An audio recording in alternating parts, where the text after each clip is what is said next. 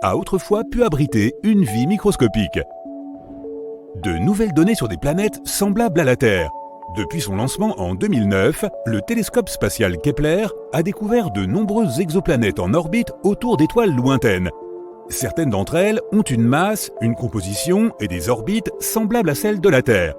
La NASA prévoit de lancer une nouvelle génération de télescopes dans les années 2040. Ils nous aideront à trouver de véritables sosies de notre planète et même à prendre des photos de leur surface.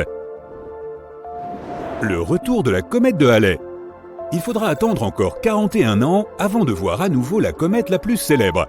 La comète de Halley nous rend visite comme tous les 75 ans. Certaines personnes réussiront donc à la voir 2 fois dans leur vie.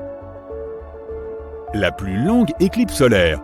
Dans 166 ans, je serai encore là, c'est sûr, le soleil s'obscurcira pendant 7 minutes et 29 secondes. C'est assez proche du maximum prévu. Ce sera aussi l'éclipse la plus longue que la civilisation humaine aura vue en 10 000 ans. L'arrivée de l'astéroïde le plus célèbre. 1950, DA était autrefois fortement suspecté, parmi les objets géocroiseurs que nous connaissons, de pouvoir un jour frapper notre planète. Heureusement, on a estimé par la suite que la probabilité qu'il le fasse était en fait inférieure à 0,1%. Il passera très probablement non loin de nous le 16 mars 2880. Note cette date dans ton calendrier. Et cela nous apportera la conviction que nous sommes en sécurité pour un moment. Cet astéroïde fait plus d'1 kilomètre de diamètre, ce qui est suffisant pour anéantir toute forme de vie sur Terre. Une nouvelle étoile polaire ? La Terre tourne comme une toupie. Observe bien l'un de ses jouets et tu remarqueras que sa pointe dessine des cercles dans l'air. L'axe de la Terre, une ligne imaginaire qui passe par les pôles, fait un tour complet une fois tous les 26 000 ans. Il s'oriente vers différentes étoiles en cours de route et notre étoile polaire change en conséquence. En l'an 3000, Gamma Cephei partagera le titre d'étoile du Nord avec Alpha Ursae Minoris car l'axe de la Terre sera orienté à mi-chemin entre ces deux astres. Une première supernova proche de la Terre. Antares est la 15e étoile la plus brillante de notre ciel nocturne. C'est aussi une supergéante rouge en fin de vie, 12 fois plus grosse que le Soleil. Les étoiles aussi massives vieillissent jusqu'à s'effondrer sur elles-mêmes, produisant d'énormes supernovas. Pour Antares, cela se produira dans seulement 10 000 ans, ce qui n'est rien pour une étoile de 12 millions d'années. L'explosion qui en résultera sera trop lointaine pour affecter la vie sur notre planète de manière négative. Mais le spectacle sera visible d'ici, même en plein jour. Message à l'univers transmis. Arecibo est le nom d'un message codé décrivant l'humanité, la vie sur Terre et l'avancement de nos connaissances scientifiques. Il a été diffusé depuis le radiotélescope d'Arecibo et vise le centre de l'amas M13 situé à 25 000 années-lumière de notre planète. Dans 25 000 ans, il atteindra enfin sa destination. La nouvelle étoile la plus proche. Dans environ 36 000 ans, l'étoile Ross 248 sera l'étoile la plus proche de notre système solaire. Elle se trouvera à seulement 3 années-lumière de nous et détrônera Proxima Centauri qui se trouve à un peu plus de 4 années-lumière. Ross 248 restera l'étoile la plus proche pendant environ 9 000 ans, puis elle s'éloignera à nouveau. Mais alors, le quartier ne t'a pas plu ? Le premier objet interstellaire fabriqué par l'homme. Dans 40 000 ans, Voyageur 1 atteindra un point situé à 1,5 années-lumière de l'étoile Gliese 445. Cette sonde est entrée avec succès dans l'espace interstellaire en 2013. Malheureusement, ces systèmes tomberont en panne en 2025 ou peu après. Voyageur 1 porte aussi un message, un enregistrement sonore du mot bonjour en 55 langues, de la musique classique et du rock'n'roll, ainsi que des sons de notre chère faune terrienne. Saturne mise à nu. Dans 100 000 ans, Saturne perdra ses magnifiques anneaux. Cela se produira peu à peu, sa gravité colossale attirera progressivement toutes les roches et les fragments de glace qui forment cette ceinture si célèbre. Ils finiront tous par tomber et seront écrasés et brûlés par l'atmosphère de la planète. Comme c'est dommage. Mais ce système d'anneaux se trouve au milieu de son cycle de vie. Nous sommes donc incroyablement chanceux d'avoir pu le voir dans toute sa splendeur. Une supernova vraiment effrayante. L'étoile WR104 explosera en une supernova dans 300 000 ans. Cette étoile est située à 75 000 années-lumière de nous, et son explosion ne nous affectera pas du tout. Mais il y a une petite chance qu'elle produise aussi un sursaut de rayons gamma. Si ce flux d'énergie se trouve être dirigé droit vers nous, il aura un impact négatif sur la vie terrestre. Bonne nouvelle, les scientifiques disent que c'est très peu probable. Collision de lunes. Les lunes d'Uranus forment un système très instable. Certaines suivent des orbites qui se croisent. Uranus a déjà 2 anneaux de débris provenant des collisions passées de ses satellites naturels. Desdemone et Cressida vont s'écraser l'une contre l'autre au cours du prochain million d'années et produire de nouveaux anneaux. Une étoile beaucoup trop proche. L'étoile vagabonde Gliese 710 s'approche de notre système solaire et elle n'en sera qu'à 1 année-lumière d'ici 1,3 million d'années. Cela n'aura pas d'impact majeur sur les planètes, mais sa venue pourrait perturber le nuage de Oort, qui entoure notre système solaire et qui est plein de comètes. Depuis la Terre, l'étoile ressemblera aux planètes les plus brillantes de notre ciel actuel, et nous observerons un plus grand nombre de comètes. Une supernova dans notre voisinage. D'ici quelques millions d'années, l'étoile Spica, qui se trouve à seulement 240 années-lumière de nous, explosera en supernova. Les supernovas commencent à représenter un problème pour la vie si elles se trouvent 3 fois plus près que ça. Mais celle-ci brillera quand même dans notre ciel avec une luminosité comparable à celle de la pleine lune. Une capsule temporelle pour les générations futures. Le satellite Lageos 1 a été lancé en 1976 pour recueillir des informations sur la forme exacte de la Terre et le mouvement des plaques tectoniques. Mais il emportait aussi des informations sur notre civilisation à l'époque. Il rentrera dans notre atmosphère dans 8,4 millions d'années. Si l'humanité existe encore à ce moment-là, elle apprendra comment était la vie sur Terre de notre vivant. Enfin, pour ceux qui vivaient dans les années 70. Des anneaux pour Mars. La lune de Mars, Phobos, est en orbite très près de la surface de sa planète mère et elle s'en rapproche de 60 cm par siècle. Dans 50 millions d'années, elle entrera en collision avec Mars, ce qui entraînera la mise en orbite d'une immense quantité de débris qui formeront un système d'anneaux autour de la planète rouge. Comme j'ai hâte de voir ça! Les jours sur Terre vont s'allonger. Vraiment? Il y a 1,4 milliard d'années, la Lune était beaucoup plus proche de notre planète. Elle la faisait tourner plus vite, donc une journée ne durait que 18 heures. La Lune s'éloigne toujours plus de la Terre. Dans 180 millions d'années, nous gagnerons 1 heure supplémentaire. Dans un peu plus de 2 milliards d'années, une journée sur Terre durera 36 heures. Plus d'éclipses solaires. Dans 600 millions d'années, la Lune se sera trop éloignée de la Terre pour cacher le Soleil lors des éclipses. Celles-ci deviendront chose du passé. Le Soleil va devenir trop lumineux. D'ici 1 milliard d'années, le Soleil aura augmenté sa luminosité de 10%. Cela sera dévastateur pour les planètes du système solaire, et la vie sur Terre ne sera plus possible au-delà de ce point. Entre-temps, espérons que notre espèce aura trouvé un nouveau foyer planétaire. Le Soleil avalera les planètes intérieures. Dans 5 milliards d'années, le Soleil commencera à se transformer en géante rouge, devenant des centaines de fois plus gros qu'il ne l'est actuellement. Il gonflera tellement qu'il finira par engloutir Mercure, Vénus et peut-être la Terre. La nouvelle zone habitable pourrait alors se déplacer vers les orbites de Jupiter et de Saturne.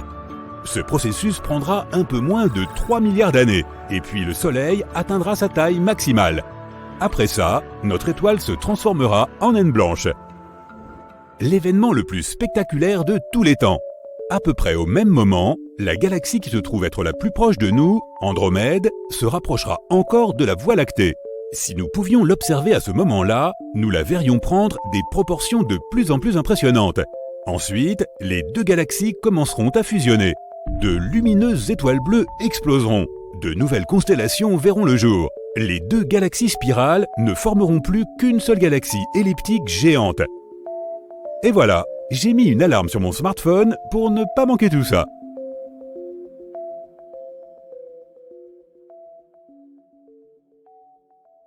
Supposons que l'humanité soit confrontée à une énorme menace venue de l'espace. Une pieuvre géante arrive dans notre système solaire et mange Vénus, Mars, la Terre et toutes les autres planètes à l'exception de Saturne. Nous décidons donc d'aller nous installer sur cette planète aux anneaux gigantesques. Par chance, nous disposons déjà de la technologie nécessaire à un tel voyage. Nous embarquons dans nos vaisseaux géants et décollons vers Saturne. Vivre sur la planète elle-même est impossible, car elle n'a pas de sol à proprement parler. Nos vaisseaux ne pourraient pas y atterrir. Saturne est une boule de gaz géante 9 fois plus large que la Terre. À titre de comparaison, visualise une pièce de 5 centimes à côté d'une balle de baseball. En outre, son atmosphère se compose essentiellement d'hydrogène et d'hélium. Essayant d'atterrir, nous n'atteindrions jamais la terre ferme. Et plus nous nous enfoncerions, plus la pression augmenterait, nous réduisant finalement en miettes. Il ne nous resterait donc qu'une seule option, les fameux anneaux. Des particules de glace et de roches de différentes tailles qui tournent autour de la planète à une vitesse phénoménale. Il s'agissait à l'origine de comètes que la gravité de Saturne aura fait dévier de leur trajectoire avant de les broyer. En s'accumulant, ces fragments sont ensuite venus former les anneaux que tu connais si bien. Certaines de ces particules sont rapides, d'autres plus lentes. L'anneau D est le plus proche de la planète. Ensuite, il y a les anneaux C et B. Après ça, il y a un grand espace appelé division de Cassini. Les anneaux A, F, G et E se trouvent derrière. Cette classification nous permet de cartographier les anneaux. Nous en approchons donc, mais nous n'osons pas tout de suite y atterrir. Il faut d'abord y envoyer des robots à des fins d'analyse. Nous choisissons une zone à l'intérieur de l'anneau E. En fait, la distance entre les rochers est assez grande, et notre navette peut facilement se frayer un chemin. Il y a de minuscules particules, d'énormes rochers de la taille d'une maison et des comètes de la taille d'une montagne. Un premier robot fonce jusqu'à un gros rocher, mais un caillou gros comme une balle de baseball le pulvérise. Un autre robot se fait écraser entre deux rochers. Une pluie de stalactites surprend notre troisième robot qui n'y survit pas. Dans nos vastes ateliers, nous pouvons construire d'autres robots. Nous utiliserons à présent des matériaux plus résistants. De nouvelles capsules atteignent un autre rocher. Des particules viennent s'abattre sur elles, mais sans faire de dégâts. Nous parvenons donc à établir une petite station où nous pouvons nous installer. Mais très vite, un gros morceau d'astéroïde détruit notre projet. Il semble que nous devions changer de stratégie. Nous scannons le voisinage de l'anneau E et calculons les trajectoires de ces milliards de pierres. Au milieu du chaos, nous découvrons quelques cailloux qui, selon nos calculs, devraient rester intacts suffisamment longtemps. Nous atterrissons sur ces gros rochers et commençons à nous y installer. Nous construisons des stations alimentées en électricité par de puissantes batteries. Saturne se trouve à une distance de 9,5 unités astronomiques du Soleil. Une unité correspond à la distance entre le Soleil et la Terre. Il fait donc assez froid sur Saturne. Voilà pourquoi elle est entourée de tant de glace. Comment obtenir l'énergie nécessaire pour la réchauffer? Nos grands vaisseaux n'y suffiront pas. Et des panneaux solaires seraient inefficaces. Nous sommes trop loin du Soleil. Nos scientifiques conçoivent donc un moyen de générer de l'énergie à partir de toutes ces particules. Comme avec un moulin, le vent entraîne ses ailes et le mouvement est converti en énergie.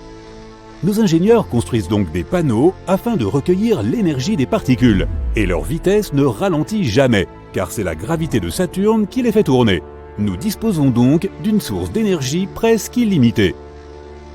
Des plantes produisent de l'oxygène sur certaines stations grâce à la photosynthèse. Mais au lieu de la lumière du soleil, elles puisent leur énergie dans les ultraviolets. Ensuite, les gens remplissent de grands réservoirs qu'ils transportent jusqu'à leur domicile. Nous commençons à occuper les anneaux adjacents. Pas besoin d'utiliser beaucoup de carburant pour aller d'un endroit à un autre. Tu peux te poser sur un rocher, calculer sa trajectoire et attendre qu'il t'amène à l'endroit voulu. Ensuite, tu peux passer sur un autre rocher et ainsi de suite jusqu'à atteindre ta destination. De plus en plus de gens quittent leur vaisseau pour se rendre sur les anneaux. La vie s'améliore, mais certains souffrent de problèmes psychologiques. Ce mouvement constant dans le vide rend les gens un peu fous. Imagine-toi vivre sur un carrousel qui ne s'arrête jamais. Tu ne peux pas te rendre au supermarché quand tu veux, il faut attendre qu'il passe. On ne peut pas sortir se promener, même en combinaison spatiale, parce que tous ces cailloux volants sont dangereux. Et on ne peut pas faire de projet, car un morceau de glace peut nous tomber sur la tête à tout moment. Et les ordinateurs ne nous aident pas beaucoup. Ils ne peuvent pas calculer la trajectoire de tous ces corps spatiaux. Les rochers ont tendance à se fragmenter en des centaines de petits morceaux.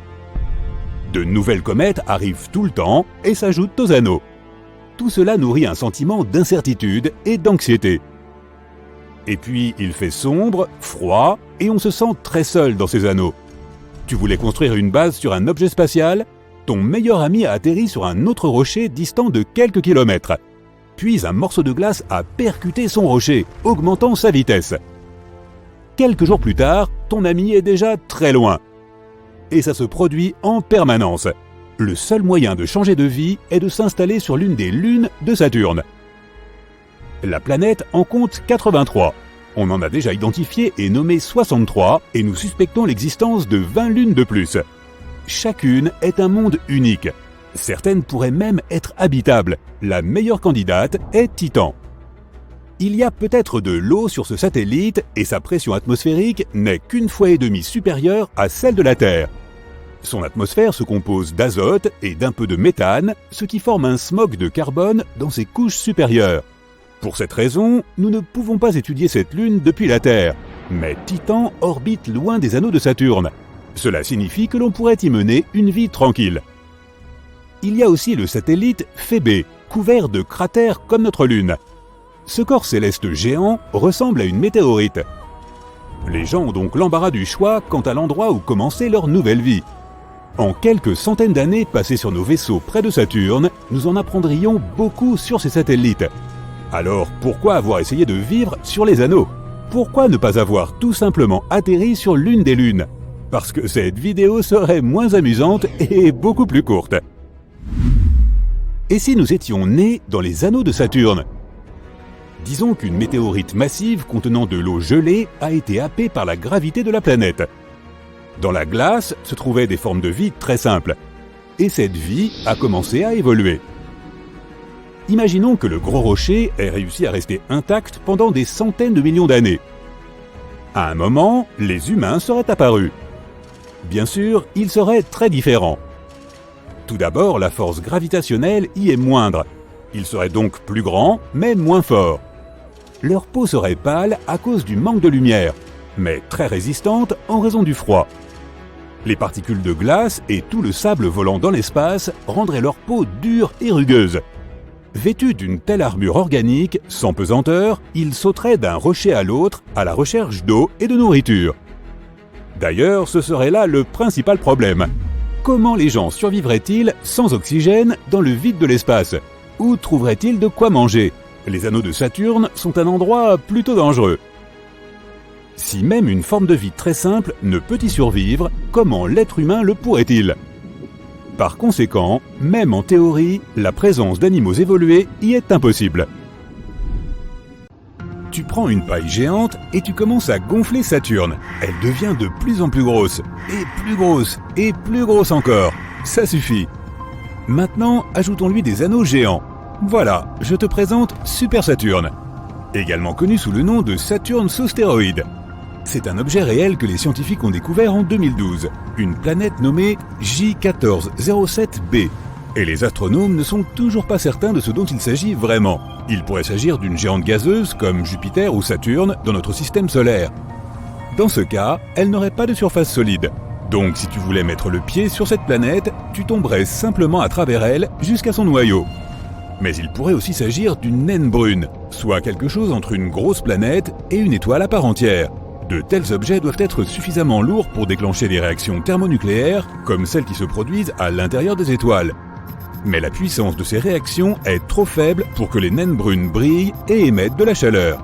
Pour imaginer la taille et le poids de J1407b, regardons notre Terre. Si tu mets notre planète sur une balance, celle-ci indiquera son poids en tonnes d'un 6 suivi de 21 zéros. Notre planète fait environ 12 700 km de diamètre.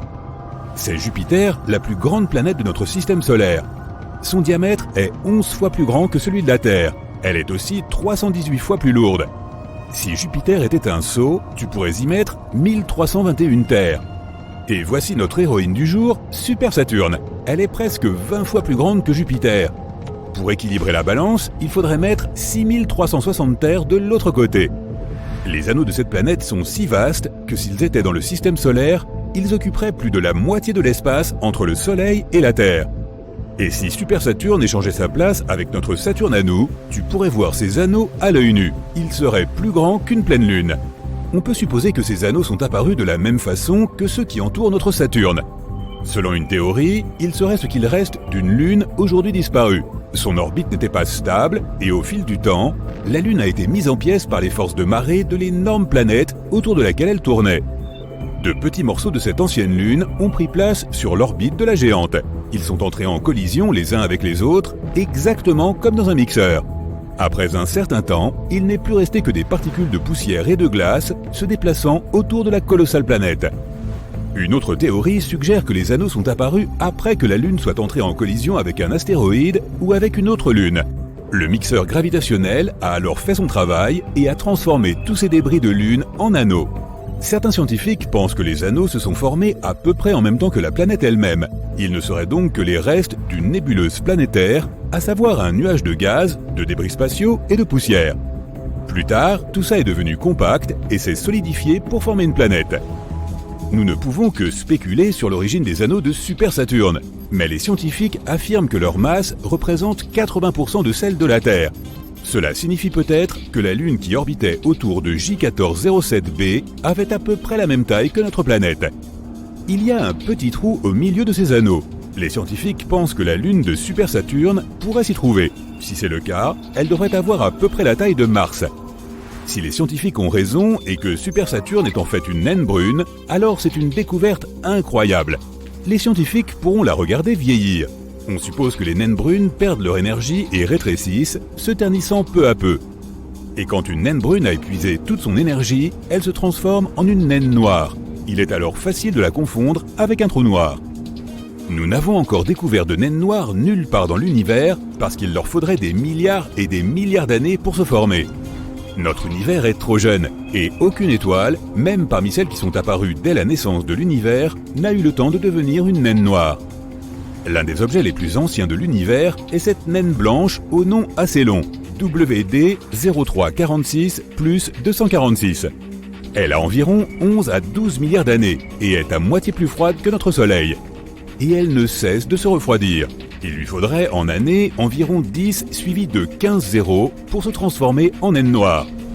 À titre de comparaison, l'univers est âgé, en années encore, de 1,4 suivi de 10 zéros années. Les scientifiques pensent qu'une naine noire existera pendant environ 10 suivi de 25 zéros années, se nourrissant de matière noire. Après ça, ces protons, les plus petites particules de matière, commenceront à se désintégrer. Et ensuite, la naine noire s'évaporera tout simplement. Cela prendra encore 10 suivi de 49 zéros années. Mais si les protons restent intacts, un scénario bien plus intéressant attendra la naine noire. Dans 10 suivi de 1500 zéros années, la naine noire deviendra une étoile de fer. Il s'agit en gros d'un énorme boulet de canon dans l'espace. Cette sphère de fer existera des milliards de fois plus longtemps que notre univers tout entier n'a encore existé, jusqu'à ce qu'elle se transforme soudainement en trou noir. Le processus de formation d'une naine noire est donc extrêmement long. Il faudrait un temps fou à une étoile ordinaire pour vieillir ainsi. Mais Super Saturne, si c'est une naine brune, pourrait être beaucoup plus proche de cet état. Saturne sous stéroïde n'est pas la seule planète étrange de notre univers. Voici Gliese 436b. Elle a été détectée à l'aide de la méthode du transit. Un transit se produit lorsqu'une planète se déplace entre son étoile hôte et un observateur. C'est un peu comme une éclipse lunaire. Cette planète fait 4 fois la taille de la Terre et est 22 fois plus lourde. C'est presque autant que Neptune. Elle abrite un monde aquatique hors du commun. L'eau y est solide, mais ce n'est pas de la glace. Elle a une température d'environ 270 degrés Celsius. L'eau de ta casserole se transforme en vapeur à 100 degrés Celsius, mais sur Gliese 436b, le liquide reste solide à cause de la pression extrême qui règne sur la planète. Les scientifiques ont aussi découvert que son atmosphère s'évaporait dans l'espace. C'est pourquoi il y a un nuage circulaire géant autour d'elle. Il se déplace constamment sur son orbite, ce qui donne à la planète une longue queue qui ressemble à celle d'une comète. Cancri E détient des richesses incroyables qui valent plus que tout l'argent de la Terre. Il y a des diamants éparpillés partout sur la planète. Cancri E est environ 2 fois plus large et 8 fois plus lourde que la Terre. Cette planète ne tourne pas. Un seul de ses côtés fait toujours face à son étoile hôte. Sa température de surface est presque 2 fois plus élevée que la température d'un feu brûlant.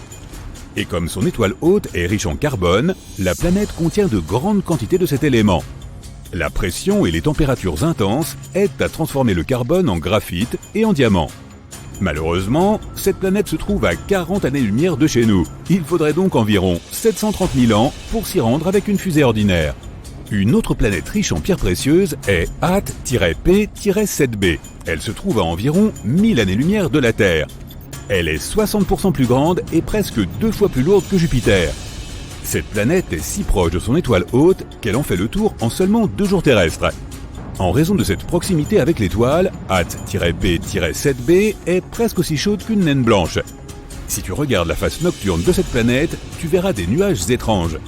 Les scientifiques pensent que ces nuages sont peut-être riches en corindon. C'est la substance qui forme les rubis et les saphirs. Il est donc probable qu'il y pleuve des pierres précieuses aussi chères que magnifiques. WASP-12b est l'une des planètes les plus sombres jamais découvertes. Un seul de ses côtés fait face à son étoile hôte. La surface de la planète est si sombre qu'elle dévore environ 94% de toute la lumière visible. Elle ressemble donc beaucoup à un trou noir. L'étoile hôte réchauffe tellement cette planète que la matière qui s'y trouve s'évapore continuellement. Puis la forte gravité de l'étoile attire ce nuage vers elle, formant un disque. Mais TRES-2b est la championne. C'est la planète la plus sombre que l'on connaisse. Elle absorbe 99% de la lumière provenant de son étoile, ce qui signifie qu'elle absorbe plus de lumière qu'un morceau de charbon. 1% de la lumière restante est rouge car elle est réfléchie par cette géante gazeuse. De loin, cette planète a l'air vraiment maléfique. L'une des plus anciennes planètes de l'univers est PSR B1620-26b. Elle a environ 12,7 milliards d'années. Cela signifie qu'elle s'est formée environ 1 milliard d'années après le Big Bang. Cette planète est si vieille que ses 2 étoiles hôtes ont eu le temps d'évoluer. L'une est une naine blanche, l'autre est un pulsar qui fait presque 100 révolutions par seconde. Les levées de soleil sur cette planète doivent être époustouflants. En ce moment, ce système stellaire se dirige vers un dense amas d'étoiles. Il est probable que cela finisse par une collision stellaire. Le sort de cette planète est donc inconnu. Kepler 438b est l'une des planètes les plus similaires à la Terre. Elle n'est que 12% plus grande et se trouve dans la zone habitable de son étoile hôte, ni trop proche, ni trop éloignée. À cette distance, l'eau ne s'évapore pas à cause de la chaleur et ne se transforme pas en glace à cause du froid. Cette planète pourrait abriter de la vie à sa surface. À l'avenir, elle pourrait aussi devenir une nouvelle demeure pour l'humanité. Mais il nous faudrait encore 470 ans pour nous rendre sur cette planète, même si nous voyagions à la vitesse de la lumière, ce qui est impossible en raison des lois de la physique.